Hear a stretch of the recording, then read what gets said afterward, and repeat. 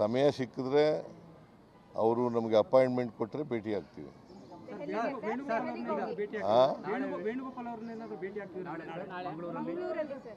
ನಾಳೆ ಹೌದು, ಒಂದೇ ಫಂಕ್ಷನಲ್ಲಿ ಇರ್ತೀವಿ. ವೇಣುಗೋಪಾಲು, ನಾನು 4ನೇ ತಾರೀಕು ಅಲ್ಲ ಸರ್, 4ನೇ ತಾರೀಕು ನಾಳೆ 3ನೇ ತಾರೀಕು ಸರ್, 3ನೇ ತಾರೀಕು ಒಂದು ಫಂಕ್ಷನ್ ಇದೆ ಮಂಗಳೂರಿನಲ್ಲಿ. ಆ ಫಂಕ್ಷನಲ್ಲಿ ನಾನು ವೇಣುಗೋಪಾಲ್ ಅವರು ಕೂಡ ಇಬ್ಬರು ಅತಿಥಿಗಳಾಗಿ ಹೋಗ್ತಾ ಇದ್ದೀವಿ. ಅದರಿಂದ ಅಲ್ಲಿ ಭೇಟಿಯಾಗೋ ಸಾಧ್ಯತೆ ಇದೆ. ಸರ್, ನಿಮ್ಮ ಮನೆ ಬ್ರೇಕ್ಫಾಸ್ಟ್ಗೂ ಇವ್ರ ಮನೆ ಬ್ರೇಕ್ಫಾಸ್ಟ್ಗೂ ಏನು ಸರ್ ವ್ಯತ್ಯಾಸ?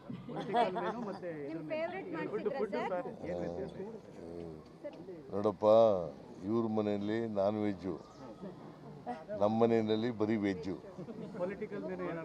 ಇವನು ವೆಜಿಟೇರಿಯನ್ನು, ನಾನು ನಾನ್ ವೆಜಿಟೇರಿಯನ್ನು. ಆದರೂ ನಾನು ನಾನ್ ವೆಜಿಟೇರಿಯನ್ ಮಾಡಿಸಿರಲಿಲ್ಲ.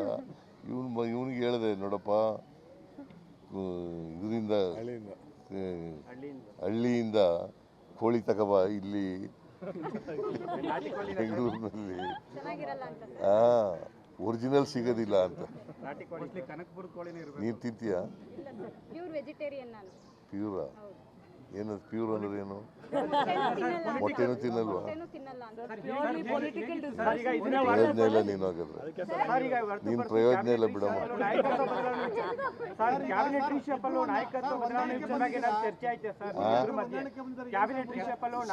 ನೋಡ್ರಿ, ಈಗ ಕೇಳಪ್ಪ, ಇಲ್ಲಿ ಮೊನ್ನೆನೇ ಚರ್ಚೆ ಮಾಡಿದ್ದೀವಿ. ಹೈಕಮಾಂಡ್ನವರು ಏನು ಹೇಳ್ತಾರೆ ಅದರಂತೆ ನಡ್ಕೋಬೇಕು ಅಂತ ಹೇಳಿದ್ದೀವಿ. ರಾಹುಲ್ ಗಾಂಧಿ ಏನು ಡಿಸಿಷನ್ ತಗೋತಾರೆ ಅದರಂತೆ ನಡ್ಕೋಬೇಕು ಅಂತ ಮೊನ್ನೆನೇ ಚರ್ಚೆ ಮಾಡಿದ್ದೀವಿ. ಇವತ್ತು ಅದನ್ನೇ ಚರ್ಚೆ ಮಾಡಿದ್ದೀವಿ. ಹೈಕಮಾಂಡ್ ಏನು ತೀರ್ಮಾನ ಮಾಡ್ತಾರೆ ಅದಂಗಮ್ಮ.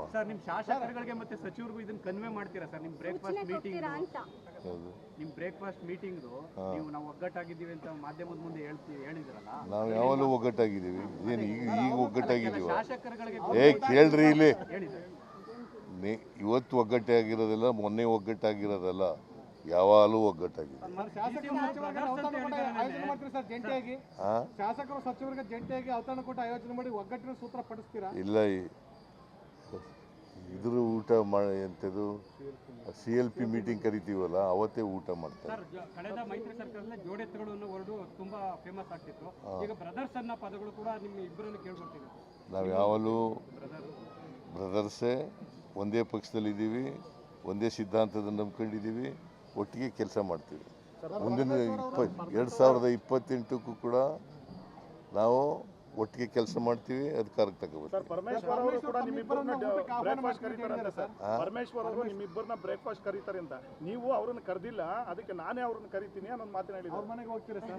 ನೀವು ಪ್ರಶ್ನೆ ಕೇಳಿದ್ದೀರಿ ಅನ್ನಕ್ಕೆ. ನಿಮ್ಮನ್ನು ಕರೆದಿದ್ದಾರ ಅಂತ ಪ್ರಶ್ನೆ ನಿಮ್ಮ ಪ್ರಶ್ನೆಗಳೆಲ್ಲ ನನಗೆ ಗೊತ್ತಾಗಿದೆಯಪ್ಪ. ನಿಮಗೆಲ್ಲ ನೀವು ಏನೇನು ಪ್ರಶ್ನೆ ಕೇಳ್ತೀರಿ, ಈ ಥರ ಲೀಡಿಂಗ್ ಕ್ವಶನ್ಗಳು ಹಾಕೋದು.